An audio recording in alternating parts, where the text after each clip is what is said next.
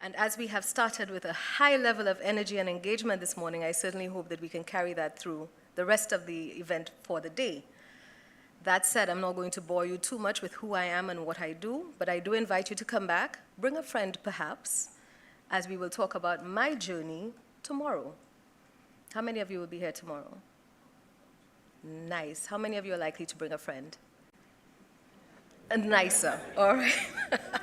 All right, so let's start with a little historical background on EDFM, as you have come to know. This group was organized with the persons of Nadine and Kezia, who I'm sure all of you have met, and I believe that they will introduce themselves to you over the past couple of days, in 2018. This year, they were joined by Dawn. They're giving me a little high five and a wave at the back of the room there. Dawn joined a little earlier this year. In 2018, when this group first presented themselves to you, there was a significant focus on sustainability defined, essentially a problem statement. Who would have known that in 2020, when they were scheduled to release their second iteration of the event, that we would have been facing COVID crisis? All of us, if not most of us, would have been touched in some way, shape, or form by the events of the pandemic. I think this year's theme certainly provides us an opportunity to look at the solutions. How do we move away from discussing the issues that presented with COVID and begin to talk about the innovations and creativity necessary to ensure that we are focused on forging a way forward, not only for ourselves, but for the generations to come. And so with that, I'm willing to open today's session, welcoming you again. Before we roll into our keynote speaker, who is seated amongst us, I will pause so that we can have a safety recording played to guide you through should we have an emergency during our time here over the next couple of days. Good day, and welcome to the Harbor Club. You are currently in the Golden Grove Ballroom. There are 2 exits on this floor. The emergency exit signs will illuminate green in an event of an emergency. The first emergency exit is located directly ahead of you through the white doors. You will then descend 3 stories to the ground floor, then turn right and proceed all the way to the empty car park. The second emergency exit is located behind you through the white double doors. The first white door on your left. You will then descend 3 floors to the ground floor, then turn left towards the car park, which is the emergency assembly point. Thank you, and do enjoy your stay. Wonderful. No, that was not my glorious voice. Let's just look at some housekeeping rules for the day to ensure that we all have a wonderful experience. I will ask that we mute our phones, and if you must take calls, please do so discreetly on the outside of the main meeting area. The locations of the exits, I'm sure, would have been highlighted, or they are highlighted as you exit the main ballroom area. Washrooms are located outside, through the lobby, and to your left. The floor of the day sessions, you would be able to access those on the website, but we will take you through a host of very relevant and timely discourse. I assure you, for those of you who are joining us virtually, while I understand that it is challenging at best to dedicate focused time sitting and listening in, that certainly will be the least of your concerns today. As I've interacted with the majority of our panelists, I assure you that the discussions are going to be very topical, very relevant, and will certainly keep you on the edge of your seats. Now, I have absolutely no desire to speak all day. And so you have been chosen by your registration to support me in ensuring that our engagement is high. So please, as we go through, send your questions through either virtually or in the room, and we will bring a mic out to you, okay? So, without further ado, it is my absolute honor and pleasure to introduce you to our keynote speaker for the day. We will not take you through a full review of the bios of our speakers, as those are also available to you online, and so Dr. Alison Gajadhar is going to take us through and set the pace and the tone for today's discussions. Dr. Gajadhar. Round of applause, please.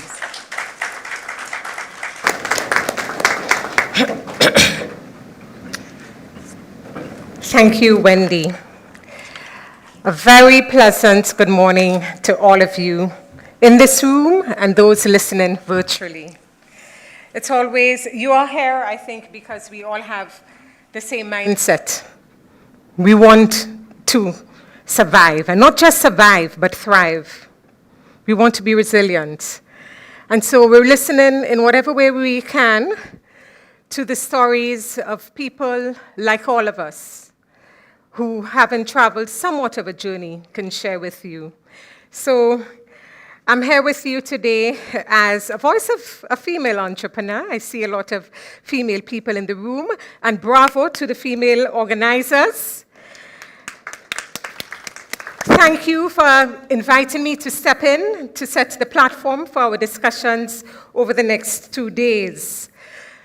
I will be speaking, of course, through the lens of, or filters rather, now they all call it filters, of someone who's dabbled with private sector for almost 2.5 decades, from various angles, regulatory, public service, private sector, various industries as well. And in fact, just yesterday, I was recalling to my staff, there's probably just only one sector that I have not gone deep into, apart from food safety, and that's tourism.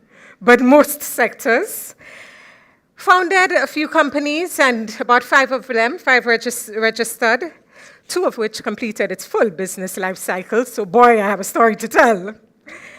And from being involved in small, medium-sized enterprises over the past 2.5 decades, locally, regionally, and more recently through the work of my firm, KMA Consulting, over the past 5 years. So these are the lens I'm declaring. But my entrepreneurship journey did not start here, however. And it started actually when I was born. I was born into a household of entrepreneurs. Both my parents struggled with small businesses to raise 4 girls at that time. And so this stability of a monthly salary to raise a household, I did not know. I felt the pain, the anger when it came to end of the month. And so when I got a job into the public service and I returned, my mother was so great, so proud and thinking, oh gosh, now she has someone to look forward to end of months and not dread it. But then little did she know what they inculcated in us was really the entrepreneurial spirit that would cause us, her girls, to journey and charter through all waters. However, I still consider myself a novice. And why? Why a novice? When I was first exposed to the theme of the second iteration of the EDM, navigating the new normal, I'll tell you, initially it hit me. I pondered on a key question. Is there anything such as normalcy in business? I don't think so. I don't think so, and I think you would have a challenge getting an entrepreneur who has his or her head on the ground to really disagree with me. And so in the absence of normalcy, I make no apologies that I am in a constant state of learning. I continuously try to maintain the curiosity, the agility, that mindset of what I consider to be a novice. And so while some of what I'll be saying today is in hindsight, I am still learning. I don't think there is no normal. Can I pause for a minute? I left the controls. Natalie, can you just get it for me, please? Because I think it's now time to delve in. It's underneath my bag. I meant to rest it here when I was testing. Okay. Sorry for that little break in your attention. But business organizations are human systems serving humans. Always remember that.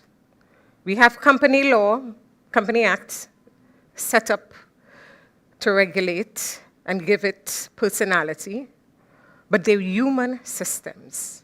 In fact, the word company was derived from the Latin words coming together, pani, for bread.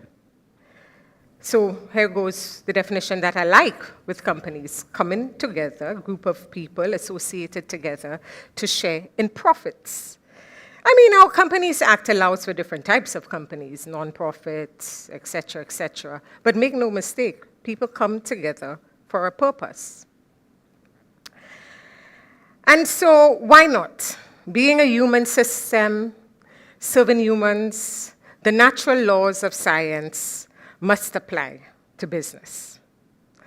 An organization, and you'll hear me use the term organization. This is the term established and used in international standardization for any entity, any group of people coming together for a purpose, to trade, whether it is for profit, non-governmental, etc. So I'll intersperse between organization and business to mean the same thing.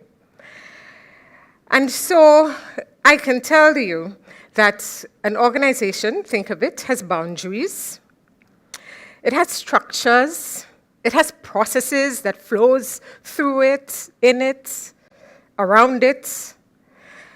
And so all of this makes it a flawless subject for the application of systems theory. And so you're with me here, how natural science laws can be applied to both internal and external environments in which the organization exists. And so, by the way, I'm a natural scientist at core. My training is in chemistry. You may have seen that if you checked it online. So I identify with this. And so though I'm not the bold, eager, naive person, young female entrepreneur that I was at the turn of the 21st century, I have learned from my experiences then, and this has helped me to navigate through some tough waters through my most recent business venture. But I'm not duped. As a scientist, I certainly know that historians are definitely not good prophets. Indeed, history is used to establish trends, provide a means for assessing probabilities, but it is not always good, and very often not good at predicting the future. Instead, everything about this game of business or transacting and its ability to sustain itself and ride through current and futuristic change, to be able to soar through greater heights like we all want to do, seems to be anchored in business psychology.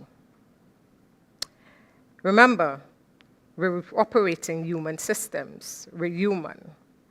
And that psychology of the business is rooted in a deep understanding of three major things: the business's inherent vulnerabilities and strengths, and inherent, unique to it. You can benchmark, you can be inspired by all the great stories, but you need to know yourself, your business, your internal or your organization, internal vulnerabilities and strengths. The business needs to understand the role and the purpose of variation in business processes and have the ability, its leaders, managers, persons who govern, people who operate, process managers, need to have the ability to differentiate to what we call in science variations due to common causes or special causes. A lot of time we're distracted by shifting the target to the target as a result of random common causes in statistical control. And so you need to understand that and differentiate when there is an abnormality. And that leads to the third one: knowing exactly what to prioritize, both strategically and tactically. What do we mean here? Strategically, you're familiar with this. Looking forward, and depending on the sector you're in, if you're in IT, that changes every 3 months. If you're in finance, financial sector takes a bit longer. Legal sector, perhaps. But known what to prioritize strategically and tactically, because it's your tactical moves that will keep you surviving, that you need to revisit on a weekly, daily basis. And then, of course, strengthen the organization's capacity to adapt in the face of this constantly changing environment that we hear so much of. But gaining an understanding of these three factors is not always easy. And here is what history is telling us.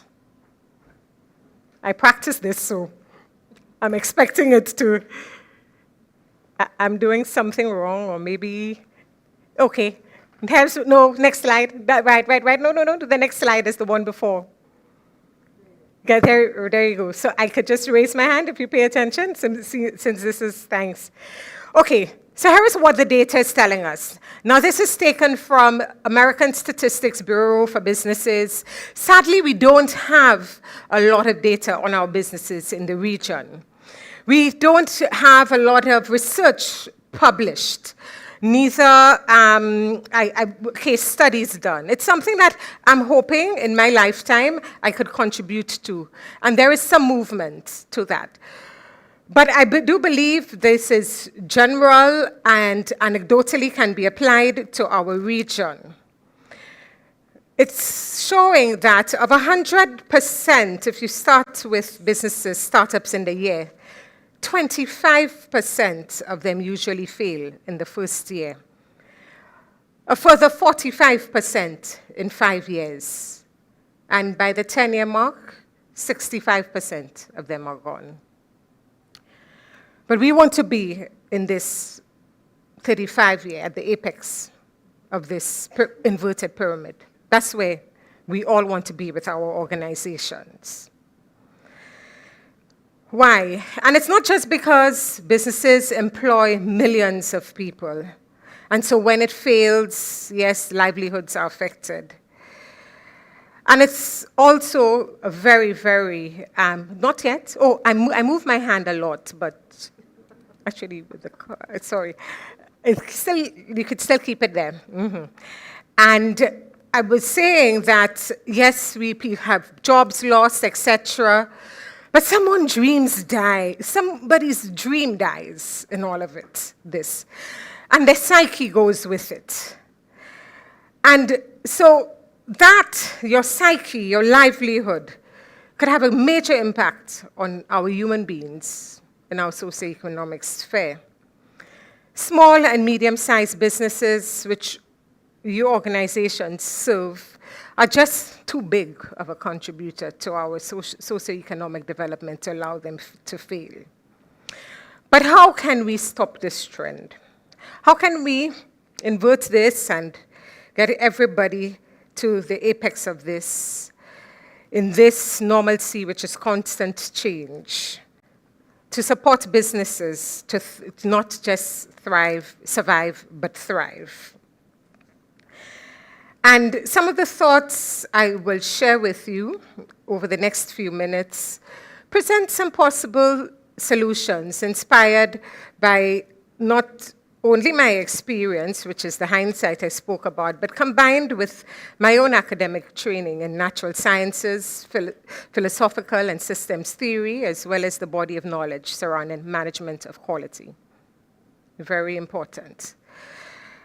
And you know, I am familiar with the top challenges that are often cited by business support organizations when business surveys are conducted.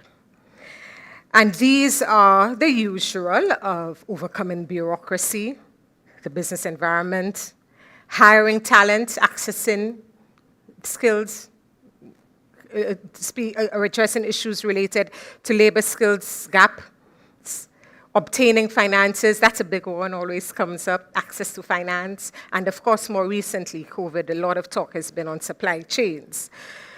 Now, a lot of these aspects will be spoken about and discussed over the next 2 days. These are all external factors.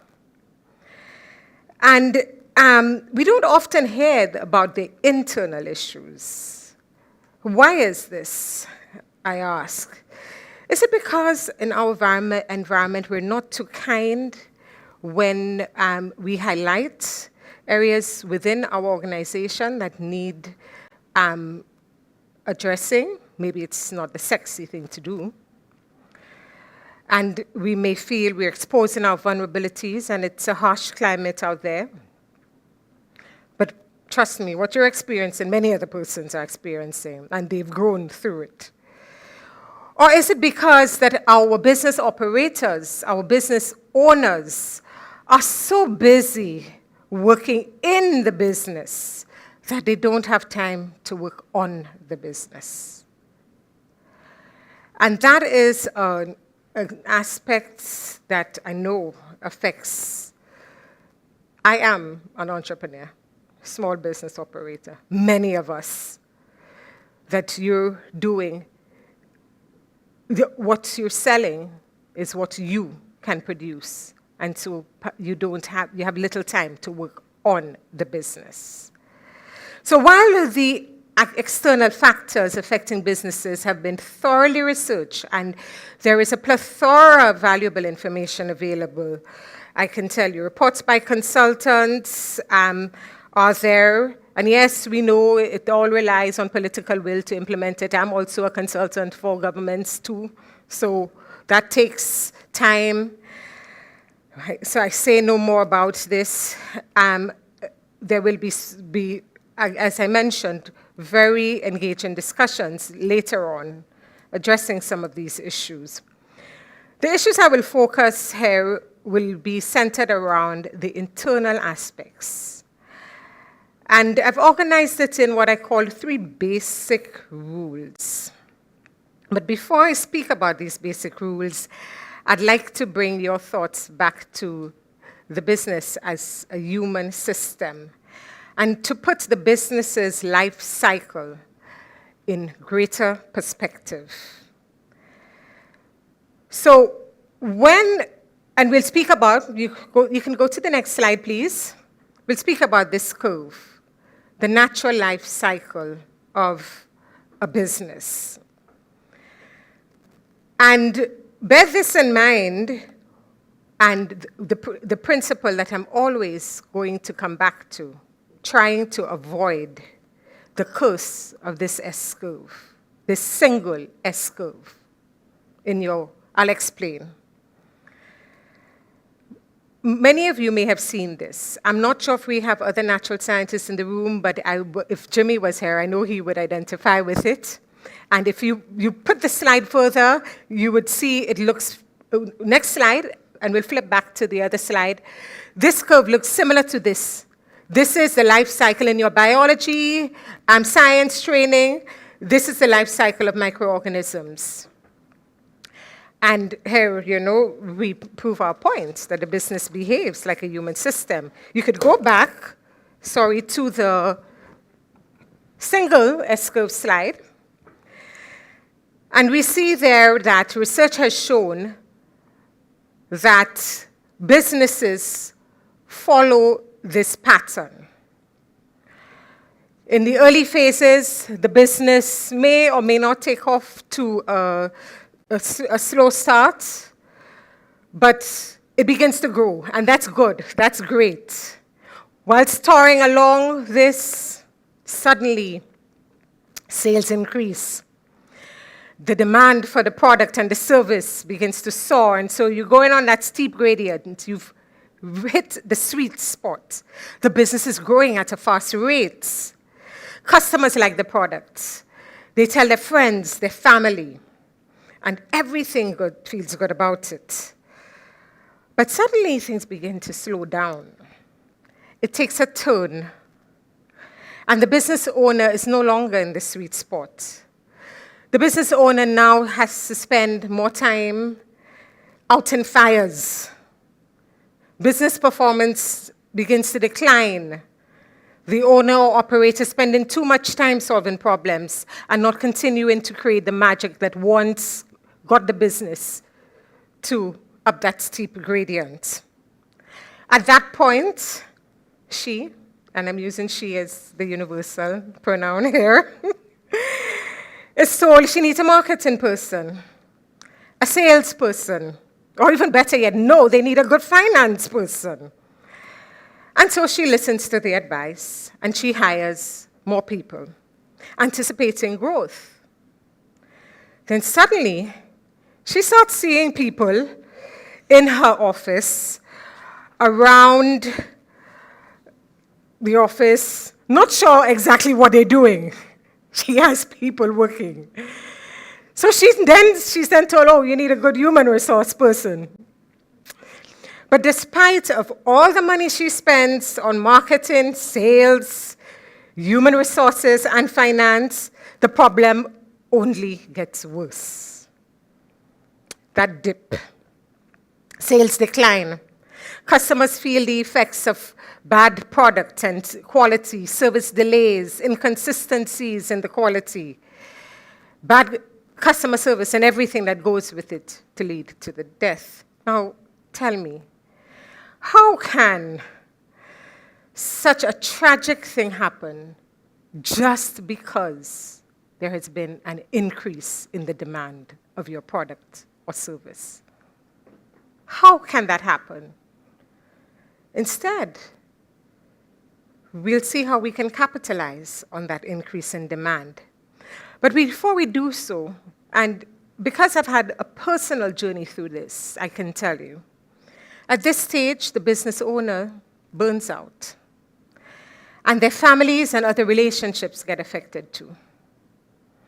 Most business owners may throw their hands up in the air, resign, and say, I did not sign up for this, come on. I went into business to make a product, do something, provide a service that I like doing to people I like selling with. What happened? In fact, the only thing that seems to be wrong with the business itself is the business. And I did not get into it for that. And so if the right things aren't done at the right time, the business shuts down, business owner goes to get a stable job to maintain, sustain his or her livelihood, and in some cases, many cases, bring down their credit line that was taken to support the business when it was going through tough waters. I've been there. I know the feeling, and it takes a lot of grit to rebuild your psyche and to start over again. It does. So be prepared for those who are listening at any stage in that life cycle. But we can use that same single S-curve phenomenon, which describes the natural life cycle of the business, to avert business death and create a path for organizational performance and development that looks more like this. And if you can go to the other one, this slide is what I want to show you. This is the graphic that's normally used in discussing innovation, business reinvention, that sort of thing. And picture this, because you know you're going through this natural cycle, you use that pattern to innovate, to move forward, jumping only to greater and greater heights by avoiding prolonged dipping of that S-curve at all costs. There appears to be no other way without innovation, and Wendy spoke to it. However, timing and appropriateness is key. If you innovate at the wrong time, and of course you innovate for the wrong reasons, and not have it driven by your customer demand, you could easily go whack and fail. And I know there are several living examples of organizations within this region that have patterned this type of growth that we see here. Some of them are represented in this room today and will be telling their stories. And I think some of their stories need to be told some more and louder, and we're very grateful for this forum that EDF is providing to share those stories. But we have some success stories that I'm sure that you will hear about over the next 2 days. But now that we're on the same page with the understanding of the life cycle that we want to follow the path we want to follow, we can now go into discussing the three thoughts I thought to present as solutions governing internal business factors, which I propose, if followed, will significantly improve the resilience of any organization. So the first one is standardize and systemize. No surprise, right, Carla? I would start off with this. Standardize and systemize. If you want to replicate your services and expand, whilst feeling free and freeing yourself as a business owner to do the things you really want to do, which is either create that core service, participate, create that product, there is no other option but to standardize your business processes with the support, of course, of appropriate digital technologies and appropriate robust systems of management in all domains of your business. Not just as core processes, which the quality management system standards focuses on, but all its supporting processes as well. Your finance, human resources, marketing, sales, and other administrative processes. If an organization's processes are not standardized, and I wouldn't go into the academics of it and the theory of it, but it is simply impossible to improve. These processes are unstable. It means that if your processes are not standardized, they're unstable. You can't control it at a distance. You have to be in it for you to do what you want it to do. And that's not what you want because you break yourself. We'll speak a bit about personal resilience later. So non-standardized business processes are impossible to monitor, control, and improve. And if I were invited at maybe next 2 years, I will probably delve deeper into that aspect. But understand this, I know of no organization, small or big, even if they appear and try to make you believe that they use the typical agile organization, all of them have standardized processes, including, of course, the big names, publicly listed ones like Nike, Apple, Amazon. These are the ones that send people to draft the codes, the international standards on management and risk and quality and all of that are available to everyone to follow. They have standardized processes and robust systems of control. Consider a car, an engineering analogy. The fastest cars have the strongest, best braking systems.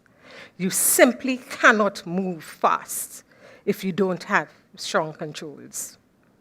In summary, no matter how easy it is to access financing or access the correct skilled labor force, if you are not in touch with this basic rule, standardize and systemize, your business would find it difficult to make the improvements needed to sustain itself, and will more than likely be doomed to that single S curve.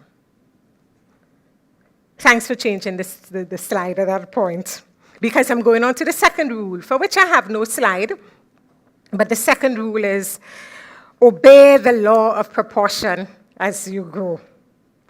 Proportion, proportion, proportion. The engineers use it all the time to build the planes, etc.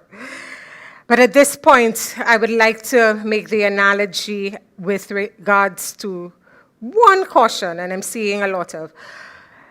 Avoid looking successful without being successful.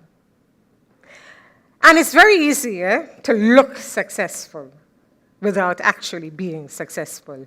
I'm sure many of you have heard the term, fake it until you make it.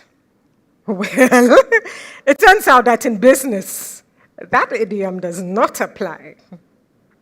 It has no place in an environment where trust and assurance are the basic tenets that drive trade and other business transactions. No place. Yet it is so easy for businesses to look successful, but internally without actually being successful.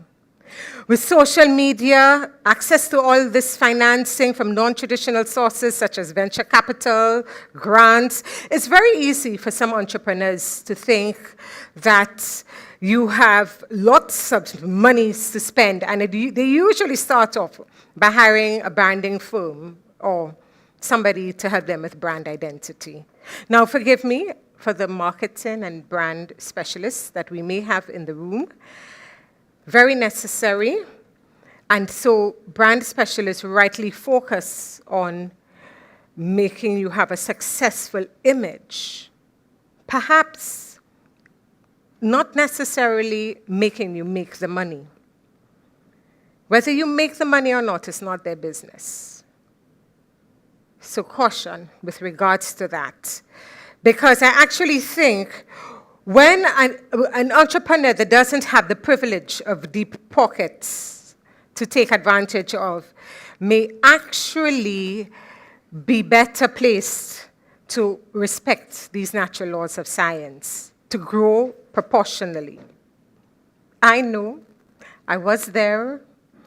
At some point, I was associated with a marketing company and spent lots of dollars to create an image like this. And you could go on to the next slide, I think. I have it. This was the product in the early,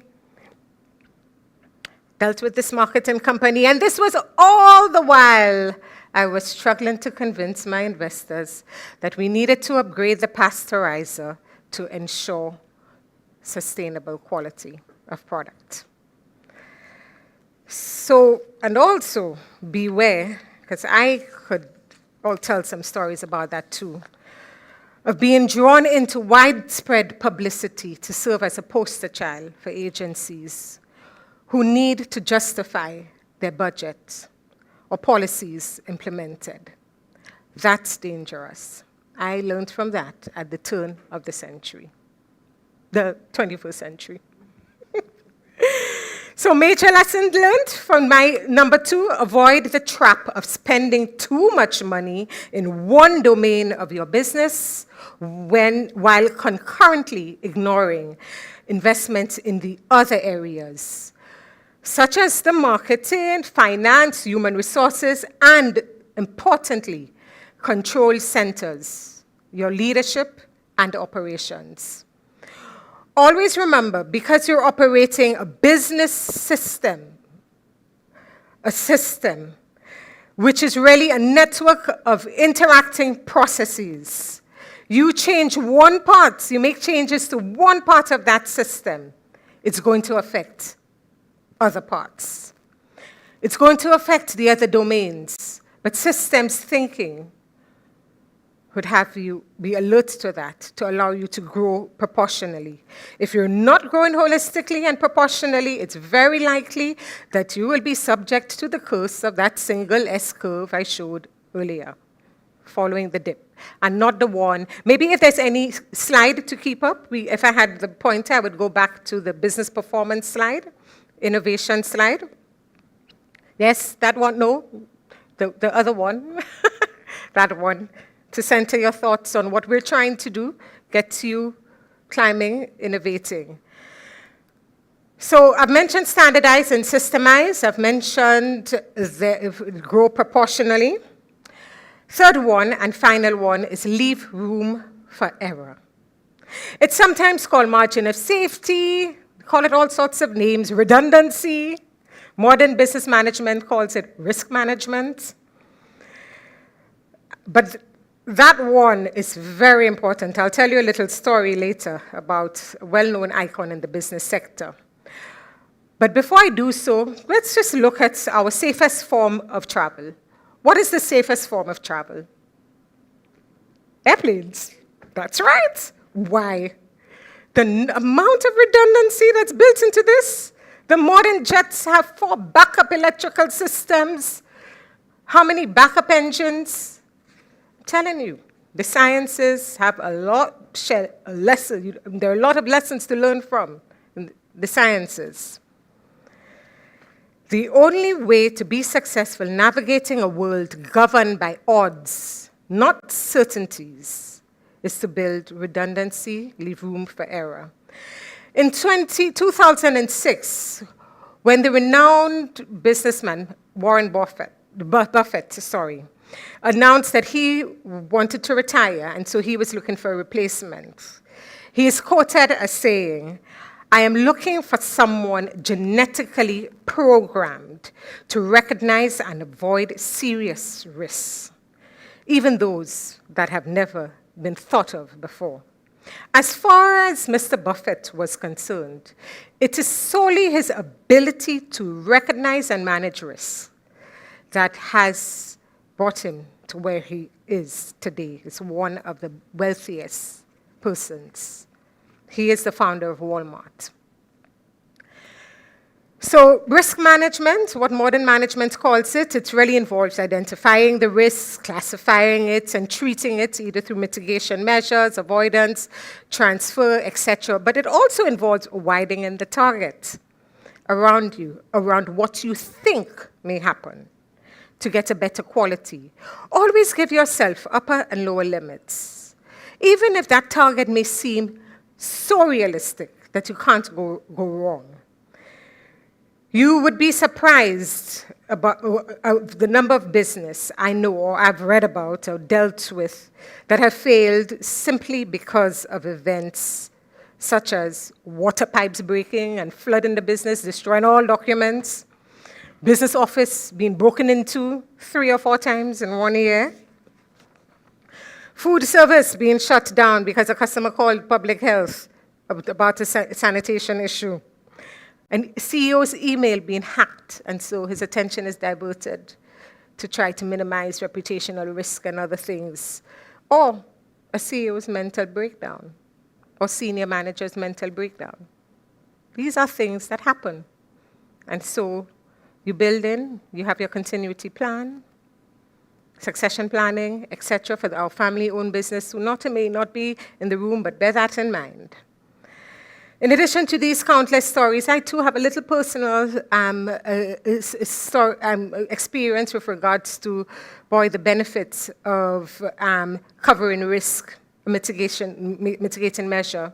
In 2010, when the Hurricane Thomas, we were devastated by it. The plant was destroyed. I was completely broken. You were not, I get chills telling you how I suddenly felt pieced back together when I got this call from my then broker to say that our risk was covered, the equipment was covered, something that I had forgotten. And I think I was able to restart, come out only because of this, not anything else. I've got to silence my Apple Watch. So to recap, the 3 basic rules, and we can go on to the recap of the 3 basic rules that have shared, standardize, and systemize. Obey the rule of proportion as you grow your business, and leave room for error. But before I leave, I want to tell you that all of these rules that I call them, or whatever you want to call them, is meaningless if you do not consider context. That is, we go back to your internal, inherent vulnerabilities and strengths, as well as the external context in which you are operating. Technical advice could be, could be technically correct many times, but contextually make nonsense. And only you have that responsibility, know how to determine and the clarity of what's around you, within you, and where you want to go. The technical advice will come. I can give it, but it could be nonsense contextually. Importantly, obeying the rules can also make sense for your organization. Only, however, if you, managers, operators, process owners, anything you want to call yourself, build personal resilience first. Remember, we started off by establishing the business organization as a human system serving humans. And in the broader context of the digital flurry and automation and artificial intelligence, we, I think, forget that sometimes. We need to be reminded that the management and governance of all these things will and always remain human systems. And so personal resilience comes first. The psychology of these systems, and if you have some time, just type in E.W. Deming, a major guru of quality management, influenced the Japanese turn post-World War II. The psychology, he was the first, and he was an engineer, a science man, to introduce the concept of the psychology of the system into business management. Now, studies have shown that a workplace culture that fosters building business resilience, you see it when you see people demonstrate emotional regulation. You see it when there is a feeling of cognitive agility, that your people within the organization are not fixed to one set mindset. They can adapt change. You feel the culture when there is a level of optimism. Now, sometimes optimism can be confused with naivety. Don't worry. Optimism is always thinking the best and coming from a platform of gratitude. Self-compassion, creating the psychological space for us to make mistakes. Because remember, we will make mistakes. That variation I spoke of, understanding it and what it does to the process, whether it's caused by a special cause, meaning an abnormality, we put down all our tools and get all our management at a meeting to address, or it's caused by common causes. Maybe the employee didn't sleep well that night because she was going through menopause or something. But variation, respect it. Give yourself the room for error. And of course, finally, self-efficacy, self-confidence, the belief that you can overcome. And so we would really like, in terms of when I work with organizations, and my team will tell you this, I'm affiliated to a number of other firms that focus on this as well. Because you go in to address the process, bring the process under control, but it's a human system. There are other issues, prerequisites to take care of. Personal resilience among your team members builds an atmosphere of trust. And remember, we said trust and assurance are exactly what you need to move forward. So finally, and I think I've seen Nadine flashing the time, I will end with the words from Morgan Housel. He's a prolific writer in the business sphere. I think his words are even more relevant at this time with this normalcy of constant change. He says that the most important part of developing your plan is planning for your plan not to go as planned. And how do we do this? We are resilient people, we know, but seek help when you can. You may be amazed at the value an independent eye brings in when you steeped into the problem and you just can't see the light. My journey has been lifted and guided by people around me. And so I'm very grateful for that. And again, very grateful for the opportunity, Nadine, to share my thoughts on your theme. So I thank you, and please do enjoy 2 days of fulfilling discussions. Thank you.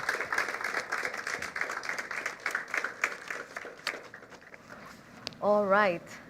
Am I audible to everyone? Fantastic. I don't think that was warm enough. I think we can do a little better as I ask Dr. Gajadhar to have a seat so we can have a very brief opportunity to soak in all of the rich goodness that we would have received from her this morning. So I know that everyone received a little notepad when they walked in. And some of you are certainly younger. Not everyone. There's a hand up. Someone is saying they did not get their notepad. Right here, second row from the front. I don't know if it's an age thing or if it's a cultural thing as a result of my age, but I live with notepads everywhere. on my bedside table, in the car, under the seat, over here, over yonder, etc. Because it's not all going to stick. And I must ensure that I get the salient points that I can revisit at some later point. So if you haven't started taking your copious notes, I do have mine. I may share for a small fee, but we shall see. I have lots of questions. I don't know if you do, so I won't be selfish. I'll be here all day. I'll get an opportunity to ask mine. I'll open the floor to any questions, comments, thoughts that you may have before I go through my own brief list, and I allow you to have a short break. I love being in charge because I can do these things and say we're going long, we're going short, etc. Any questions from the audience at all? Anything resonated with you that you want to jump ahead of me with? No? Okay. So one of the things that always strikes me as a business leader, a consummate human becoming, I always say that I'm not quite human being, I'm human becoming, because like Dr. Gajadhar would have referenced this morning, we should always aspire to be in a state of learning, right? I would like to know, what is the one thing that you would like to say to young entrepreneurs as they begin their business journey? The one thing that has guided you through success, right? I know that the next panel is going to take this through. We have some great discussions on the challenges of entrepreneurship. But for you, what is it that you want the audience to walk away with today? I think first, centering on yourself. I don't mean this in a selfish way, but in order to give and be of service to others, you need to be whole. And my journey, there's been a lot of noise in my background along my journey. And it's really forced me to focus on what matters most. Myself, my family. I have 3 girls. The last one would be 18 in a few weeks. And that, they've provided me with a laboratory of dealing with feelings and navigating and normalcy. And I think, so that's the first thing. You cannot not be yourself and move forward, because everybody around you would want to see who you are and who you're not. Stay focused. The other thing is of respect, and it's an extension of being yourself. Respect your relationships, the people you deal with, business, professional, your family. Everything around us is human. Business is a human system. So I think that's really the overriding thing. There are several others, of course. I mean, if depending on, we're talking about real issues here. And vulnerabilities I'd like to touch on as well. The ability to be vulnerable starts from a place of really, really high and good self-esteem and confidence. And maybe sometimes, not all of us may have been raised in an environment to foster this or culture this. I'm very grateful for my parents who done that with me. And so when I look back personally at my life, I think I've always had this sort of self-esteem and confidence that I make the worst mistakes. Teachers call me Alison, but Gajadhar. I'm always saying or whatever. But along the way, falling back on that resilience, build it. It can be built. And so you can admit you make mistakes. And if somebody doesn't want to work with you because you make a mistake, well, that's their loss. Because they could have learned, and we would have grown with their mistakes. The other thing that may have perhaps characterized my journey is that I've never been ashamed to have a voice. Sometimes I speak even too awkwardly in certain settings, but I do so, and sometimes I don't get asked at these settings because maybe I speak too openly. And what do? You change yourself, or I've matured, of course, and along this journey, but I always try to speak up. So, fantastic. I see a hand shooting up there, so I will give way to you. Yes, ma'am. Perhaps a mic to the young lady at the back, please. Thank you. I am cognizant of time, but I think that we started a little bit late, so I am going to say that we proceed for a few minutes. Yes, ma'am? Hi, good morning. Thanks a lot for that. You touched some really good points, and I did learn a lot. I was speaking to Suzette earlier, and we were saying that the entrepreneurial journey is one that brings with it a lot of anxiety. What's one tip you would give, and what do you do in moments when you are feeling anxious along your entrepreneurial journey that you think would help us along our journey as well? Okay. Thank you. Yes, the anxiety is really there. And if I were to tell you I had access to this mobile internal spa all my life, I didn't, although it was always there. But now I'm developed over the past few years with more time, a lot of meditation and yoga. And I think it's wonderful. It worked. I didn't know I did some of that, even in all my movement, dropping the children to school, in the car, breathing, being very careful of what noise you take in, what you feed your system with. Regarding this, I think jealously, your time. Your time, because again, if you feel the need to please everyone, you lose yourself. So this has helped through the anxious moments. I see some former co-workers as well, and maybe even people who've worked with me in my business. They could tell you, I've broken down. I've broken down in the boardroom, cried. And that was actually, Saraya, before I see you here, but when we were drafting the metrology legislation, and the board insisted on a particular name of an office in there, and I felt it was wrong for the people, and said, who's this young lady? Shut up. I just knew I couldn't answer, and so I just cried. And I walked out, went to the PS office. That legislation, by the way, was drafted for the correct purpose to take into account. But people then would think that you can, as a woman, and I'm speaking to the women, sorry, the men, because you have, don't attempt to be a mini man. Be a full woman. Be a full woman. Don't attempt to lie with the boys just to influence the discussions at the board meeting. At the board meeting, say, listen, we have not discussed this thoroughly. And I know whatever decisions they say take place in the corridors or whatever, we need to do it here. Sometimes you come across as a pain and whatever, but eventually, I don't know if that answered your question. I speak a lot, though. Sorry. I do see, thank you so much for the question. I think it's a very relevant one, particularly given the majority makeup in the room. Gentlemen, I do appreciate the applause as well. I started my life very much as a feminist. God, who has a wonderful sense of humor, decided 3 boys are your plight. And so I've learned to temper that and recognize that without the men who understand the true journey and challenges that women face, we really couldn't get a foot in the door. So I'm a feminist, but I'm also a human becoming. Yes. Dr. Gajadhar has agreed that she will grace us with some more of her time today, so she's not going to leave immediately. I think there's a lot more discourse that would need to take place along some of the thoughts that she shared this morning. Certainly for me, what stands out is always authenticity. Know who you are. We heard know who you are as an individual so that you're not bounced around and floundering in determining who your business is, because it is human.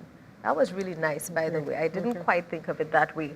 But making that association between the S-curve of a business and the S-curve of humanity certainly resonated for me. I'm sure that you have all been taking your notes since we spoke about our little notebook, I'm just saying. And so I will invite us now to take a break. But if I do not take a minute, first of all, to say a special thank you to those who have facilitated us being here today, it would be extremely remiss of me, and I probably wouldn't get paid.